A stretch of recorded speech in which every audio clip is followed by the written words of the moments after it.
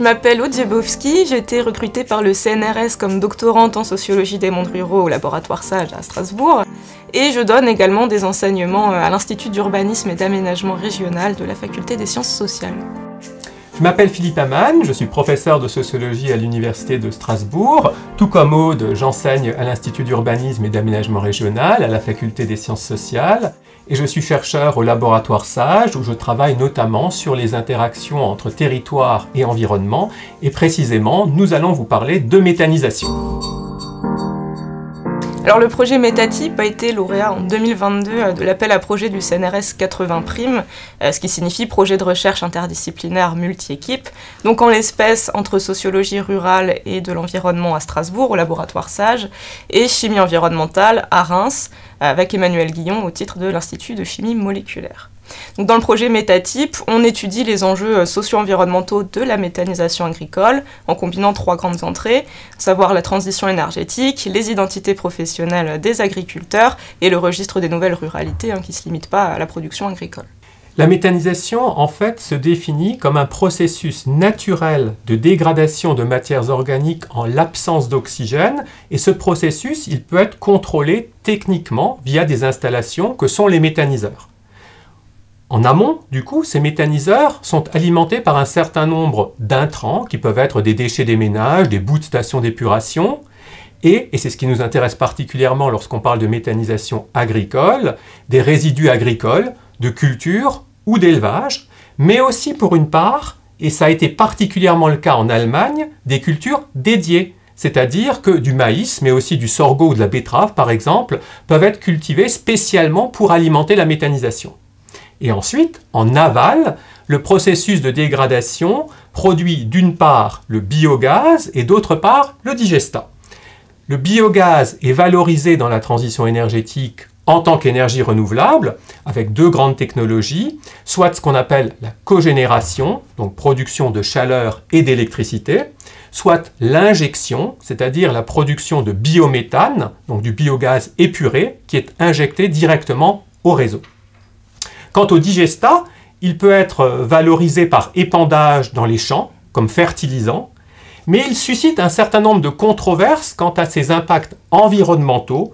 par exemple le risque de pollution des nappes phréatiques par des pathogènes, là même où va ensuite être pompée l'eau potable pour l'ensemble d'un territoire à une grande échelle. D'où l'intérêt d'une prise de distance, et c'est le sens de l'ouvrage Idées reçues sur la méthanisation agricole qu'on a coordonné tous deux avec Emmanuel Guillon aux éditions du Cavalier Bleu. Donc un ouvrage qui propose, dans un format accessible, une synthèse des connaissances en mobilisant 16 spécialistes en chimie, en agronomie, en procédés, en économie, en droit, en géographie et enfin en sociologie. Nous avons en fait conduit un questionnement à une double échelle, en se situant d'abord au ras du sol, c'est-à-dire au niveau même des exploitations agricoles et des installations de méthanisation, et qu'est-ce que ça a comme effet sur l'identité des agriculteurs. Et pour comprendre ça, cela nous a demandé plus largement d'analyser les jeux d'acteurs sur un territoire, c'est-à-dire les relations entre ces agriculteurs méthaniseurs et la population locale, les riverains, les élus, ou encore les opérateurs de méthanisation ou des associatifs environnementalistes. Donc méthodologiquement, on enquête 2 territoires de la région Grand Est qui se veut en pointe sur la filière, donc l'Argonne et l'Alsace, afin de mieux contextualiser les évolutions des pratiques. Donc pour ce faire, on privilégie des observations in situ et la tenue d'entretiens sociologiques approfondis avec les agriculteurs, avec un repérage systématique et 65 entretiens conduits à ce jour, ainsi qu'avec des acteurs clés, qu'il s'agisse de coopératives agricoles, de lycées agricoles, de l'ADEME, de la Direction départementale des territoires, etc. On a également mobilisé des partenariats, notamment avec la zone atelier rural en Argonne du CNRS, avec la chaire industrielle méthaniseur en région Grand Est portée par Emmanuel Guillon, ou encore avec GRDF. Interroger la méthanisation agricole en région Grand Est suppose de passer par un regard franco-allemand pour 3 séries de raisons. Premièrement, la filière s'est développée plus tôt outre-Rhin, dès le début des années 90, alors qu'il faut attendre les années 2000 en France, ce qui offre du coup un recul aujourd'hui sur les pratiques, et ça à partir d'un cas emblématique, puisque l'Allemagne est le premier pays producteur dans le secteur non seulement en Europe mais dans le monde, avec aujourd'hui quelques 10 000 installations de méthanisation en fonctionnement, à rapporter par exemple à 1700 environ en France. Deuxièmement, au-delà de ces chiffres et de ce différentiel, l'Allemagne et la France ont un point commun, à savoir la place prépondérante des agriculteurs et du secteur agricole dans le développement du biogaz. Et troisièmement, la région Grand Est se situe en proximité frontalière avec cette Allemagne pionnière, ce qui permet concrètement de tester des circulations d'acteurs et de pratiques. Et c'est précisément ce triple questionnement qui rejoint directement l'intérêt de l'axe territoire et environnement du laboratoire franco-allemand de la MICHA. D'un point de vue concret, par exemple, on a constaté que les constructeurs de méthaniseurs en région Grand Est sont majoritairement des entreprises allemandes. Il s'agit d'abord de poids lourds historiques du secteur, sorte de gage de stabilité comme Agricomp ou Hochreiter par exemple, qu'on repère aussi bien en Alsace qu'en Argonne. Mais là n'est pas tout. Il y a aussi des effets de territoire, c'est-à-dire que l'on constate plus finement que certains agriculteurs, soit en Alsace, soit en Argonne, vont prioriser certains constructeurs plus que d'autres, suivant des dynamiques de mimétisme en proximité, c'est-à-dire en observant par exemple ce que fait le voisin.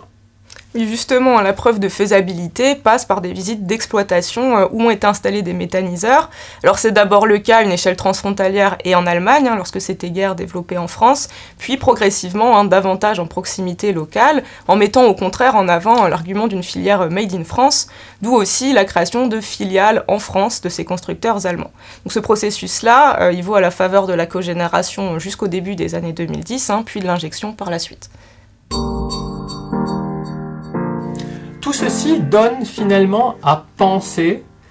des circulations de ce qui fait modèle ou pas en transition énergétique et en transition écologique des territoires. Ainsi, mettre à distance à l'heure actuelle le modèle allemand de la méthanisation agricole, c'est réfléchir sur ce phénomène de maïsification qu'on a pu observer au cours de la décennie 2000 en Allemagne, c'est-à-dire en fait une croissance importante de la monoculture de maïs, pas seulement pour cela, bien sûr, mais en partie pour alimenter des digesteurs à grande échelle, ce qui interroge sur une sorte de mise en concurrence des usages des sols entre des cultures alimentaires et des cultures énergétiques. Et on rejoint ainsi des débats de pleine actualité, que ce soit par exemple dans les rapports avec l'agroécologie, dans la double affirmation de systèmes alimentaires viables et d'une prise en compte des principes écologiques, ou encore les perceptions légitimes des identités professionnelles agricoles, où il s'agit de produire certes, mais aussi de gérer les ressources et le milieu.